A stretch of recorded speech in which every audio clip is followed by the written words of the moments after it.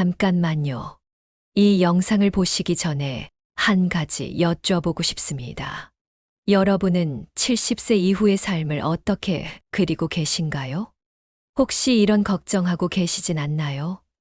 나도 치매에 걸리면 어쩌지? 자식들에게 부담되면 어쩌지? 요양원에 가게 되면 어쩌지? 오늘 저는 여러분께 놀라운 이야기 하나를 들려드리려 합니다. 73세의 나이에도 매일 아침 5시에 일어나 진료를 보는 한 노년의학 전문의의 이야기입니다. 전쟁 고아 출신 간호사에서 40대에 의대에 입학해 의사가 된, 그리고 지금은 수많은 노인 환자들에게 희망이 되어주고 계신 김순자 박사님의 이야기죠. 최근 보건복지부의 통계를 보면 충격적인 사실이 있습니다. 70세 이상 노인 중 건강한 노후를 보내는 비율이 고작 15%에 불과하다는 사실입니다. 나머지 85%는 크고 작은 질환과 싸우며 하루하루를 버텨내고 계십니다. 하지만 김순자 박사님은 다릅니다. 73세의 나이에도 매일 100명이 넘는 환자를 진료하고 주 3회는 수술도 집도하십니다. 퇴근 후에는 테니스를 치고 주말에는 등산도 다니십니다. 그리고 최근에는 디지털 헬스케어 스타트업의 자문위원으로도 활동하고 계시죠. 어떻게 이런 것이 가능할까요? 오늘 이 영상에서는 김순자 박사님이 40년간의 의료 현장 경험과 10년간의 노인병 연구를 통해 발견한 5가지 비법을 공개합니다. 이 비법들은 단순한 건강 수칙이 아닙니다. 우리의 뇌와 몸이 젊음을 유지할 수 있도록 만드는 과학적으로 검증된 방법들입니다. 매주 노년의학 전문의, 심리학자, 영양사 등 각 분야 전문가들을 모시고 실용적인 조언을 나누고 있죠. 특히 오늘 이 영상은 그동안 제가 만든 어떤 콘텐츠보다도 여러분의 삶에 큰 변화를 가져다 줄 것이라 확신합니다. 영상을 시작하기 전에 이 내용이 도움될 것 같으시다면 구독과 좋아요 버튼을 눌러주세요. 구독 버튼은 화면 왼쪽 아래에, 좋아요 버튼은 엄지 모양의 아이콘입니다. 여러분의 참여 덕분에 이런 귀중한 정보를 더 많은 분들과 나눌 수 있답니다. 김순자 박사님이 첫 번째로 만난 환자는 68세의 이영희 할머니였습니다. 평생을 자식 뒷바라지하며 살아오신 할머니는 허리 통증과 불면증으로 고생하고 계셨죠. 약을 먹어도 차도가 없었고 점점 우울증까지 찾아왔습니다. 하지만 김 박사님의 5가지 비법을 실천하신 후 이영희 할머니의 삶은 180도 달라졌습니다. 이제 곧 여러분께 그 비법들을 하나하나 소개해 드리겠습니다. 이 내용들은 단순히 듣고 끝나는 정보가 아닙니다. 오늘 이 자리에서 바로 실천하실 수 있는, 그리고 반드시 실천하셔야 하는 생존의 지혜입니다. 자, 이제 시작하겠습니다. 김순자 박사님을 통해 전해 듣는 70세 이후에도 매일 아침 가뿐하게 일어나는 5가지 비법. 1950년 6월 한국전쟁이 발발했을 때 김순자 박사는 겨우 3살이었습니다.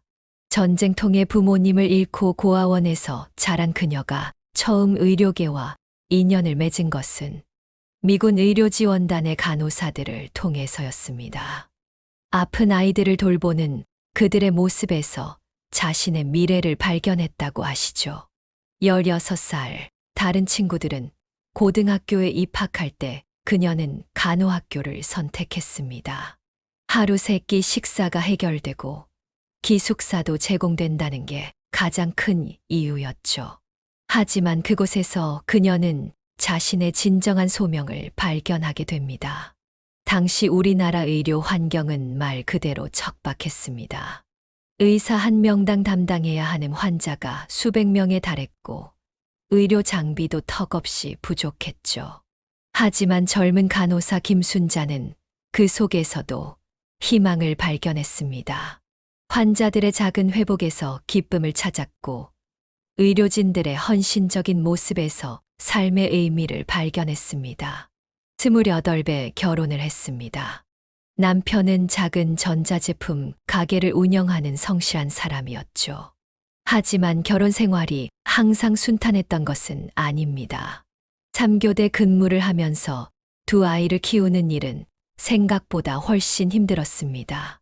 특히 밤 근무가 있는 날이면 어린 아이들을 혼자 두고 나와야 하는 게 가장 큰 고통이었죠.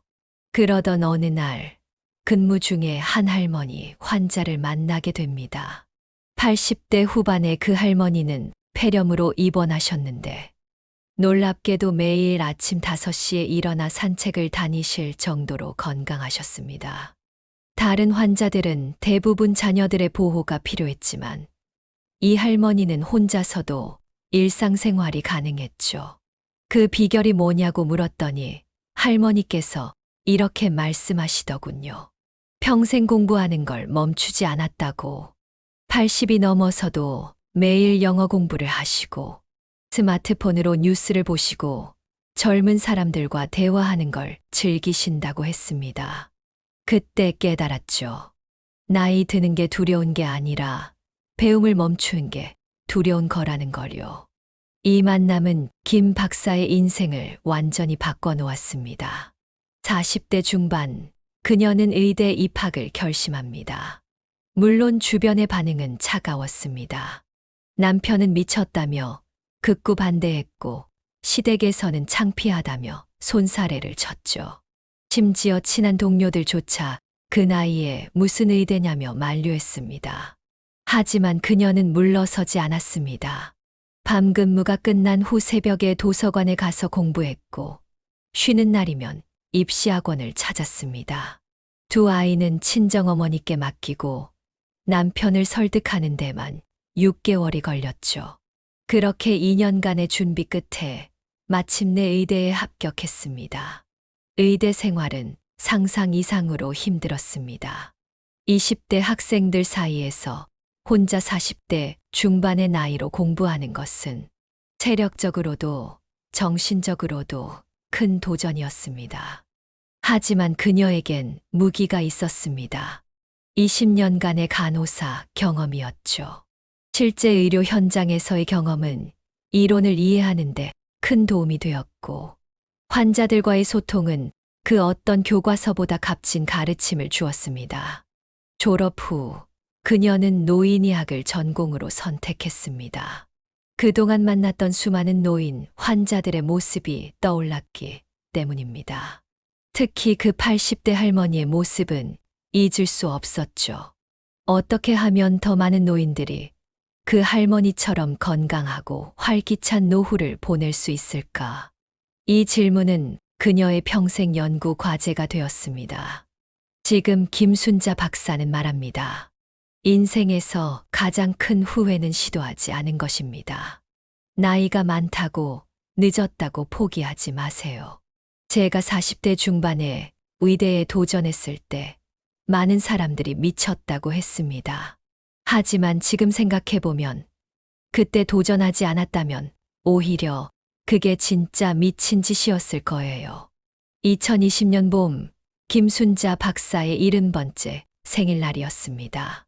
평소처럼 아침 5시에 일어나 준비를 마치고 병원으로 향하던 그때 한 통의 전화를 받게 됩니다. 30년 동안 같은 병원에서 근무했던 박지원 교수가 쓰러졌다는 소식이었죠. 박 교수는 김 박사보다 2살이 어린 68세였습니다. 은퇴를 1년 앞두고 있었고 매주 골프를 칠 정도로 건강했죠. 하지만 갑자기 찾아온 치매 증상은 그의 인생을 송두리째 바꿔놓았습니다. 처음에는 수술 일정을 자주 착각하더니 나중에는 오랫동안 봐온 환자의 얼굴도 기억하지 못하게 되었습니다. 그날 박 교수님을 병실에서 만났을 때의 충격을 잊을 수가 없습니다. 저를 보자마자 간호사님, 제가 언제 퇴원하죠?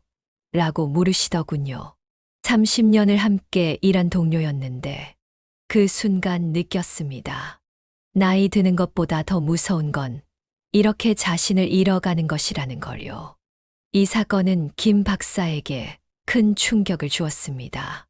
같은 의사로서, 비슷한 나이대의 동료로서, 그리고 무엇보다 곧 자신도 맞이할 노년의 현실로서 말이죠.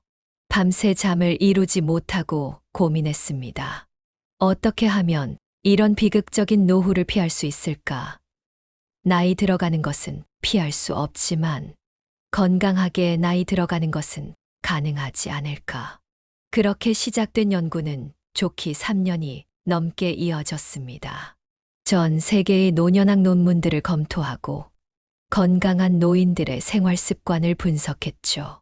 특히 일본의 백세촌과 이탈리아의 블루존 지역 노인들의 생활 패턴을 집중적으로 연구했습니다.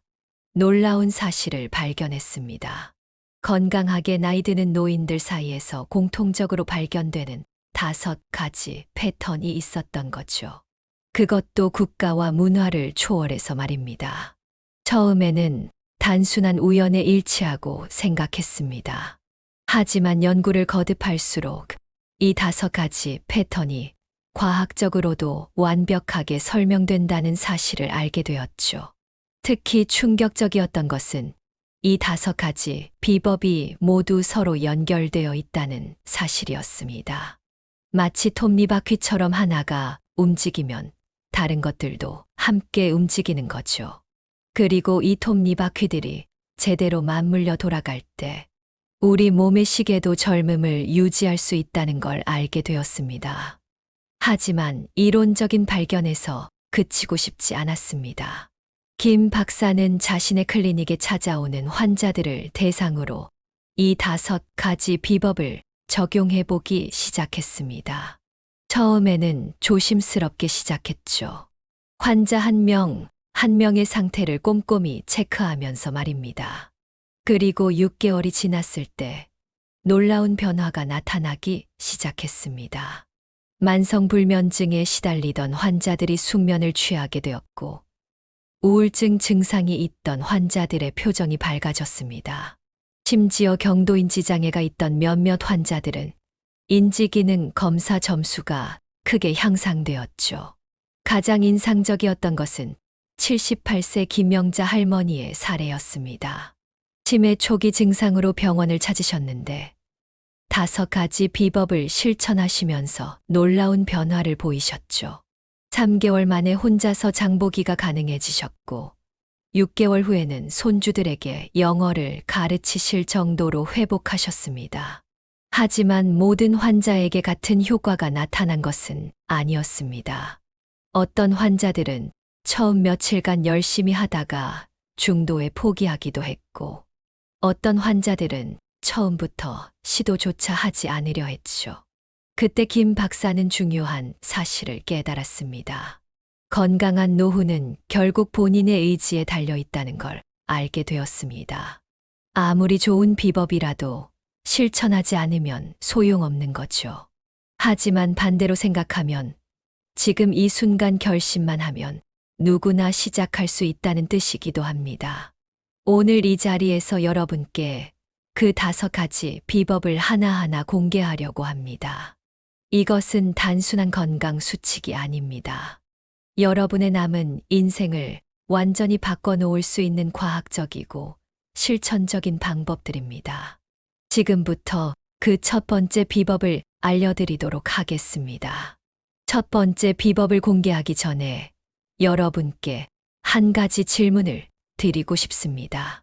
여러분은 아침에 일어나실 때 어떤 기분이신가요? 상쾌한 기분으로 하루를 시작하시나요? 아니면 늘 피곤함을 느끼시나요? 첫 번째 비법은 바로 생체 리듬의 황금 시간대를 활용하는 것입니다. 구체적으로는 매일 아침 5시에 일어나는 것이죠. 지금 많은 분들이 그게 말처럼 쉽나 라고 생각하실 겁니다. 맞습니다. 처음에는 저도 그랬습니다. 하지만 여기에는 과학적 근거가 있습니다. 우리 몸에는 코티솔이라는 호르몬이 있습니다. 이것은 흔히 스트레스 호르몬으로 알려져 있지만 사실은 우리 몸을 깨우는 자연스러운 알람 시계와 같은 역할을 합니다. 코티솔은 새벽 4시부터 서서히 증가하기 시작해서 오전 5시경에 가장 높은 수치를 보입니다. 제가 만난 대부분의 건강한 노인분들은 새벽 5시를 전후로 자연스럽게 일어나십니다. 처음에는 우연이라고 생각했죠. 하지만 연구를 통해 알게 되었습니다. 이것이 우리 몸이 가장 건강하게 활동할 수 있는 시간이라는 걸요. 특히 주목할 만한 것은 아침 5시에 일어나는 습관이 치매 예방에도 큰 도움이 된다는 사실입니다. 2019년 일본 교토대학교의 연구 결과에 따르면 규칙적으로 이 시간에 기상하는 노인들은 그렇지 않은 노인들에 비해 치매 발병률이 63% 낮았다고 합니다. 물론 처음부터 완벽할 필요는 없습니다. 천천히 시작하세요. 현재 일어나시는 시간에서 15분씩 앞당기는 겁니다. 한 달이면 충분합니다. 그리고 잊지 마세요. 아침 일찍 일어나는 것만큼이나 중요한 것이 바로 취침 시간입니다. 밤 10시에는 반드시 잠자리에 드세요. 이제 두 번째 비법을 말씀드리겠습니다. 바로 노년기 최적 단백질 섭취법입니다.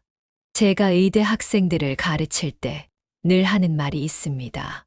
젊었을 때는 살찌는 게 문제지만 나이 들면 살 빠지는 게 더 큰 문제다. 놀랍게도 70세 이상 노인의 80%가 단백질 부족 상태라는 연구 결과가 있습니다. 특히 우리나라 노인들의 경우가 더 심각합니다. 육류를 기피하는 경향이 있기 때문이죠. 몸에 안 좋다, 소화가 안 된다는 이유로 고기를 멀리 하시는 분들이 많습니다. 제 어머니도 그러셨어요. 나이 들어 고기를 먹으면 좋지 않다고 하시면서 채소와 과일만 드시려고 했죠. 그런데 얼마 지나지 않아 어머니의 근력이 급격히 떨어지기 시작했습니다. 계단을 오르내리는 것조차 힘들어 하셨죠. 근감소증 들어보셨나요? 나이가 들면서 근육량이 감소하는 현상을 말합니다. 문제는 근육이 줄어들면 우리 몸의 신진대사도 함께 떨어진다는 점입니다. 그러면 더 쉽게 피로를 느끼고 면역력도 약해지고 결국 각종 질병에 취약해지는 악순환이 시작됩니다. 하지만 희망적인 소식이 있습니다. 단백질 섭취만 제대로 해도 근감소증을 크게 늦출 수 있다는 것이죠. 구체적으로는 하루에 체중 1kg당 1.2개 단백질이 필요합니다. 예를 들어 체중이 60kg이라면 하루 72개 단백질을 섭취해야 합니다. 그런데 여기서 중요한 포인트가 있습니다. 단백질은 한 번에 많이 섭취하는 것보다 하루 3끼에 나눠서 섭취하는 것이 훨씬 효과적입니다. 그리고 반드시 아침 식사에도 단백질을 포함시키세요. 아침에 섭취하는 단백질은 우리 몸의 근육 합성을 촉진하는데 매우 중요합니다. 제가 환자들에게 추천하는 방법이 있습니다. 바로 계란 한 알, 두부 한 모 규칙입니다. 매일 아침 계란 한 알과 두부 한 모만 드셔도 하루에 필요한 단백질의 3분의 1을 채우실 수 있습니다. 여기에 점심과 저녁에 손바닥만 한 크기의 생선이나 고기를 드시면 충분합니다. 박지원 교수님의 경우를 다시 한번 생각해 봅니다. 그분은 평소 단백질 섭취를 매우 꺼리셨어요. 콜레스테롤이 걱정된다면서요. 하지만 이제 우리는 압니다. 적절한 단백질 섭취 없이는 건강한 노후가 불가능하다는 것을요. 이 두 가지 비법만 제대로 실천하셔도 여러분의 노후는 크게 달라질 수 있습니다. 하지만 아직 더 중요한 비법들이 남아 있습니다. 잠시 후에 세 번째 비법을 공개하도록 하겠습니다. 그 전에 잠깐 쉬어가는 의미로 제가 실제 진료실에서 만난 한 환자분의 놀라운 변화 사례를 들려드리겠습니다. 앞서 말씀드린 환자분은 67세의 이명숙 할머니였습니다. 10년 전 남편과 사별하신 후 우울증과 불면증으로 고생하시던 분이었죠. 특히 코로나19 이후에는 더욱 힘들어 하셨습니다. 집에만 계시다 보니 운동량도 줄고 식사도 제대로 하지 않으셨죠. 이제 세 번째 비법을 말씀드리겠습니다. 바로 일광욕과 운동의 시너지 효과입니다. 우리 몸에는 비타민 D가 필요합니다. 특히 나이가 들수록 더욱 그렇죠. 하지만 안타깝게도 우리나라 노인의 73%가 비타민 D 부족 상태라고 합니다. 많은 분들이 비타민 D 영양제를 드시는데 사실 가장 좋은 방법은 햇빛을 쬐는 것입니다. 아침 일찍 일어나시는 습관을 들이셨다면 이제 그 시간을 활용하세요. 매일 아침 30분만 햇빛을 받으며 걸으시면 됩니다. 특히 주목할 점은 아침 햇살에 포함된 청색광입니다. 이 빛은 우리 뇌의 세로토닌 분비를 촉진합니다. 세로토닌은 흔히 행복 호르몬이라고 불리죠. 우울증을 예방하고 기분을 좋게 만드는 역할을 합니다. 이명숙 할머니의 경우 처음에는 아침 산책이 무척 힘들어 보이셨습니다. 그래서 첫 주는 5분만 걸으시라고 했죠. 다음 주는 10분, 그 다음 주는 15분. 이렇게 조금씩 늘려가셨습니다. 한 달 후 할머니 얼굴에 생기가 돌기 시작했습니다. 여기서 중요한 것이 있습니다. 운동은 반드시 아침에 해야 할 필요는 없습니다.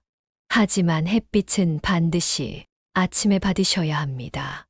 오후에 강한 자외선은 오히려 피부 건강에 해로울 수 있기 때문이죠. 운동의 강도도 중요합니다.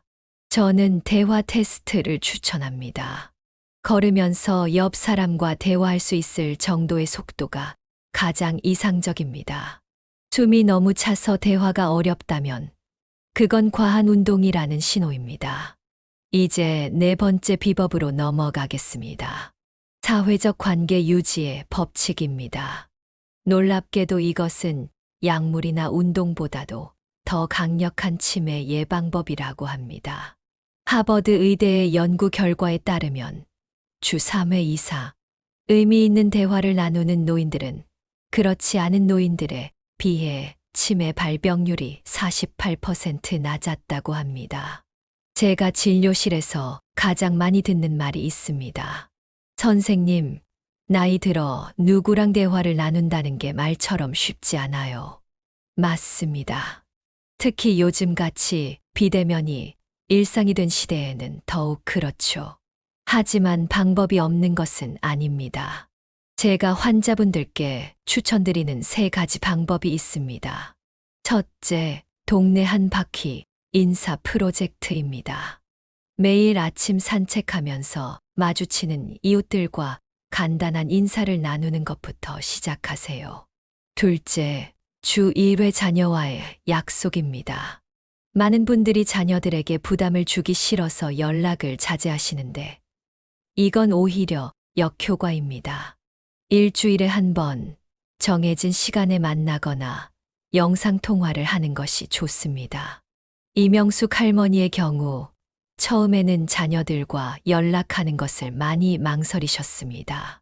바쁜데 방해될까봐 라고 하시더군요. 하지만 제가 권해서 시작하신 주말 영상통화가 이제는 할머니 인생의 가장 큰 낙이 되었습니다. 셋째, 취미 모임 참여입니다. 요즘은 각 동네 복지관마다 다양한 프로그램이 있습니다. 특히 스마트폰 교실 같은 디지털 교육 프로그램은 꼭 참여하시길 추천드립니다. 젊은 세대와의 소통을 위해서도 필수입니다. 지난주에는 정말 감동적인 일이 있었습니다. 이명숙 할머니께서 손녀와 카카오톡으로 대화하는 모습을 보여주시더군요. 이모티콘도 쓰시고 사진도 공유하시면서 말이죠. 할머니 표정이 얼마나 행복해 보이시던지. 여기서 중요한 점이 있습니다. 사회적 관계는 단순히 사람들과 많이 만나는 게 중요한 게 아닙니다. 의미 있는 대화, 감정적인 교류가 있어야 합니다. 그래서 저는 하루 한 번 마음 열기 운동을 권합니다. 예를 들어 오늘 있었던 일 중에 가장 기뻤던 순간 또는 가장 감사했던 순간을 누군가와 나누어 보세요. 처음에는 어색할 수 있습니다. 하지만 이런 감정적인 교류야말로 우리 뇌를 가장 건강하게 만드는 자극이 됩니다. 사회적 관계는 약이나 운동처럼 즉각적인 효과가 보이지 않을 수 있습니다. 하지만 장기적으로 봤을 때 이것이야말로 건강한 노후의 가장 강력한 비결입니다. 외로움은 담배 15개비를 피우는 것과 같은 수준으로 우리 건강을 해친다는 연구 결과도 있습니다. 이제 곧 마지막 비법을 공개하도록 하겠습니다. 이 5번째 비법은 어쩌면 가장 중요하면서도 실천하기 가장 어려운 것일 수 있습니다. 하지만 이것 없이는 앞서 말씀드린 4가지 비법도 제대로 된 효과를 발휘할 수 없습니다. 이제 마지막 비법을 말씀드리겠습니다. 바로 평생 학습자의 자세입니다. 많은 분들이 이 부분에서 고개를 저으실 겁니다. 이제 와서 무슨 공부냐? 나이 들어 새로운 걸 배우기는 글쎄. 이런 생각들을 하시겠죠. 하지만 우리 뇌는 끊임없이 새로운 자극을 필요로 합니다. 특히 전두엽, 즉 우리 뇌의 최전방에 있는 이 부분은 새로운 것을 배우고 도전할 때 가장 활발하게 활성화됩니다. 그리고 이 전두엽의 활성화야말로 치매 예방의 핵심입니다. 제가 의대 교수 시절에 만난 한 환자분 이야기를 들려드리고 싶습니다. 82세의 박영식 할아버지셨는데 처음 오셨을 때는 경도인지장애 진단을 받으신 상태였죠. 그런데 이분이 특별했습니다. 은퇴 전 고등학교 영어 교사셨는데 은퇴 후에도 매일 영어 공부를 하시더군요. 더 놀라운 것은 75세에 스마트폰을 처음 접하고 나서부터였습니다. 처음에는 전원 버튼 누르는 것조차 어려워하셨지만 포기하지 않으셨죠. 유튜브로 영어 강의도 보시고 손주들과 화상통화도 하시고 심지어는 주식 투자까지 시작하셨습니다. 3년이 지난 후 인지기능 검사를 다시 했는데 놀랍게도 점수가 오히려 좋아지셨습니다. 의학적으로는 설명하기 어려운 케이스였죠. 하지만 그 비결은 분명했습니다. 바로 끊임없는 도전과 학습이었습니다. 여기서 중요한 것은 꼭 어려운 공부를 하실 필요는 없다는 점입니다. 새로운 요리법을 배우는 것도 좋고 스마트폰의 하나를 완벽하게 사용하는 법을 익히는 것도 좋습니다. 중요한 건 새로움과 지속성입니다. 제가 환자분들께 추천드리는 두뇌 활성화 3단계 프로그램이 있습니다. 첫째, 매일 아침 신문을 읽으면서 모르는 단어 하나를 찾아 공부하세요. 둘째, 일주일에 한 번은 평소 가보지 않은 장소에 가보세요. 셋째, 한 달에 한 가지씩 새로운 취미나 기술을 배워보세요. 얼마 전에는 84세 할머니께서 유튜브 채널을 개설하셨다는 소식을 들었습니다. 손주들이 도와주긴 했지만 영상 기획부터 촬영, 편집까지 직접 배우셨다고 하더군요. 전 영상의 조회수가 5만을 넘었다고 합니다. 손주들보다 더 유명해지셨다고 하시면서 웃으시던 모습이 아직도 생생합니다. 특히 디지털 기기의 활용은 이제 선택이 아닌 필수가 되었습니다. 코로나19 이후로 비대면 서비스가 급증했고 은행 업무부터 병원 예약까지 모든 것이 스마트폰으로 이루어지고 있죠. 이런 변화에 적응하지 못하면 자연스럽게 사회적 고립으로 이어질 수 있습니다. 하지만 걱정하지 마세요. 요즘은 각 동네 복지관마다 디지털 교육 프로그램이 잘 갖춰져 있습니다. 거기서 배우시면 됩니다. 처음에는 어려우시겠지만 한번 익숙해지시면 새로운 세상이 열립니다. 제가 만난 많은 노인분들이 이런 말씀을 하십니다. 이걸 진작 배울 걸 그랬어요. 세상이 이렇게 넓은 줄 몰랐네요. 손주들이랑 대화가 통해서 너무 좋아요. 새로운 것을 배운다는 건 단순히 지식을 얻는 게 아닙니다. 새로운 삶의 희망을 얻는 거죠. 지금까지 5가지 비법을 모두 말씀드렸습니다. 생체 리듬의 황금 시간대 활용, 노년기 최적 단백질 섭취, 일광욕과 운동의 시너지, 사회적 관계 유지, 그리고 평생 학습자의 자세. 이 5가지는 서로 긴밀하게 연결되어 있습니다. 아침 일찍 일어나 햇빛을 받으며 산책하다 보면 이웃들과 자연스럽게 만나게 됩니다. 그들과 대화를 나누면서 새로운 정보도 얻고 배움의 기회도 생기죠. 이렇게 활동적인 하루를 보내면 자연스럽게 식욕도 늘어나고 단백질 섭취도 잘하게 됩니다. 이것이 바로 제가 발견한 선순환의 고리입니다. 한 가지만 실천해도 좋지만 5가지를 모두 실천하면 그 효과는 단순한 합을 넘어 배가 됩니다.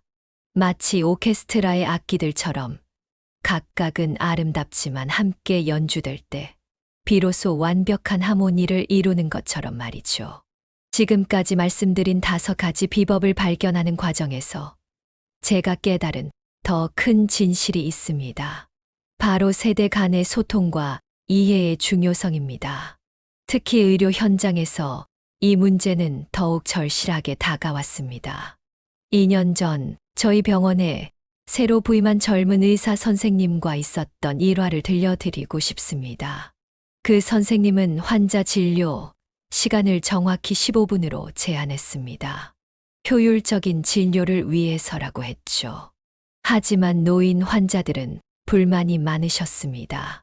그때 한 할머니께서 이런 말씀을 하셨어요. 선생님, 난 버스 타고 여기 오는 데만 1시간이 걸렸어요. 내 이야기는 들어보지도 않고 검사 결과만 보고 약만 주면 어떡해요?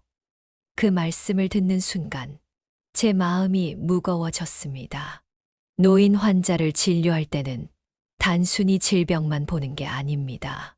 그분의 생활 환경, 가족 관계, 경제적 상황, 그리고 무엇보다 마음의 상태를 함께 봐야 합니다. 약을 처방하기 전에 그 약을 제대로 복용할 수 있는 환경인지도 살펴봐야 하죠. 젊은 의사 선생님과 여러 차례 대화를 나눴습니다. 처음에는 의견 충돌도 있었죠. 고령화 시대에 이런 방식으로는 환자를 감당할 수 없다. 디지털 시스템을 활용해야 한다. 등의 주장이 오갔습니다. 하지만 점차 서로를 이해하게 되었습니다. 젊은 의사의 효율성 추구와 노인 환자들의 정서적 필요. 이 둘은 결코 대립되는 가치가 아니었습니다. 오히려 상호보완적이었죠. 결국 우리는 새로운 시스템을 만들었습니다. 진료 전에 간호사가 환자와 충분히 대화를 나누고 그 내용을 디지털 차트에 기록합니다. 의사는 이 정보를 바탕으로 더 효과적인 진료를 할 수 있게 되었죠. 진료 시간은 그대로 15분이지만 환자의 만족도는 크게 높아졌습니다. 이것은 작은 예시에 불과합니다.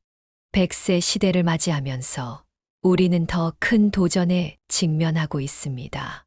2025년이면 우리나라 인구의 20%가 65세 이상이 됩니다. 2040년에는 그 비율이 33%까지 올라간다고 합니다. 이런 변화는 우리에게 위기이자 기회입니다. 위기인 이유는 명확합니다. 의료 비용의 증가, 노인 빈곤, 세대 간 갈등. 하지만 저는 이것이 새로운 기회가 될 수 있다고 믿습니다. 예를 들어보겠습니다. 최근 저희 병원에서는 디지털 멘토링 프로그램을 시작했습니다. 젊은 직원들이 노인 환자들에게 스마트폰 사용법을 가르쳐 드리는 프로그램이죠. 처음에는 단순한 봉사활동이라고 생각했습니다. 하지만 놀라운 일이 벌어졌습니다. 젊은 직원들이 오히려 더 많은 것을 배웠다고 합니다. 인내심, 공감 능력, 그리고 무엇보다 인생의 지혜를 배웠다고 하더군요. 노인분들은 스마트폰 사용법을 배우면서 자신감을 되찾으셨고 세상과 소통하는 새로운 창구를 발견하셨습니다. 이것이 바로 제가 꿈꾸는 세대 통합 케어의 모델입니다. 젊은 세대의 디지털 역량과 노인 세대의 경험이 만나 시너지를 만들어내는 것이죠. 이는 단순한 의료 서비스를 넘어 우리 사회의 새로운 패러다임이 될 수 있습니다. 물론 쉽지 않은 도전이 될 것입니다. 하지만 우리에게는 희망이 있습니다. 그것은 바로 여러분입니다. 지금 이 순간에도 건강한 노후를 위해 노력하시는 여러분, 새로운 것을 배우기 위해 도전하시는 여러분, 그리고 다음 세대와의 소통을 위해 한 걸음 더 나아가시는 여러분이 계시기 때문입니다. 100세 시대는 이미 시작되었습니다. 이제 중요한 것은 얼마나 오래 사느냐가 아닙니다. 어떻게 건강하고 행복하게 사느냐가 관건입니다. 그리고 그 해답은 제가 지금까지 말씀드린 5가지 비법 속에 있습니다. 오늘 저는 여러분께 건강한 노후를 위한 5가지 비법을 말씀드렸습니다. 다시 한번 정리해 드리겠습니다. 첫째, 생체 리듬의 황금 시간대를 활용하세요. 매일 아침 5시 기상으로 코티솔의 자연스러운 분비를 돕고 하루를 활기차게 시작하실 수 있습니다. 둘째, 노년기 최적 단백질 섭취법을 실천하세요. 계란 한 알, 두부 한 모로 시작하는 아침 식사가 근감소증을 예방하는 첫걸음입니다. 셋째, 일광욕과 운동의 시너지 효과를 누리세요. 매일 아침 30분의 산책만으로도 비타민 D 합성과 세로토닌 분비를 촉진할 수 있습니다. 넷째, 사회적 관계를 유지하세요. 주 3회 이상의 의미 있는 대화가 치매 예방의 핵심입니다. 다섯째, 평생 학습자의 자세를 잃지 마세요. 새로운 도전이 여러분의 뇌를 젊고 건강하게 만듭니다. 이 5가지 비법은 제가 40년간의 의료 현장 경험과 10년간의 노인병 연구를 통해 발견한 것들입니다. 하지만 이것은 단순한 이론이 아닙니다. 매일 아침 제가 실천하고 있고 수많은 환자분들이 그 효과를 직접 경험하고 계신 살아있는 지혜입니다. 여러분도 지금 당장 시작하실 수 있습니다. 내일 아침 평소보다 15분만 일찍 일어나 보세요. 그리고 천천히 하나씩 실천해 나가시면 됩니다. 처음부터 완벽할 필요는 없습니다. 작은 변화가 큰 차이를 만듭니다. 특히 오늘 이 영상을 보고 계신 분들 중에 노부모님을 모시고 계신 분들이 계실 것 같습니다.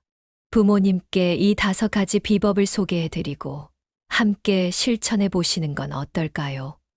그것이 바로 진정한 효도가 될 수 있습니다.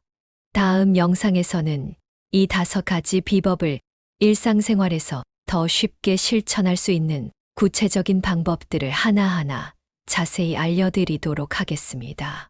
특히 아침 식단 구성법과 초보자를 위한 운동 프로그램도 준비하고 있으니 많은 기대 부탁드립니다. 영상이 도움이 되셨다면 구독과 좋아요 버튼을 눌러주세요. 여러분의 참여가 더 많은 분들에게 이 정보를 전달하는 힘이 됩니다. 그리고 댓글로 여러분의 생각과 경험도 들려주시면 감사하겠습니다. 우리는 100세 시대를 살고 있습니다. 하지만 중요한 것은 단순히 오래 사는 것이 아닙니다. 건강하게, 행복하게, 그리고 존엄하게 살아가는 것. 그것이 바로 우리가 꿈꾸는 진정한 황금빛 노후 아닐까요? 다음 영상에서 다시 만나 뵙겠습니다.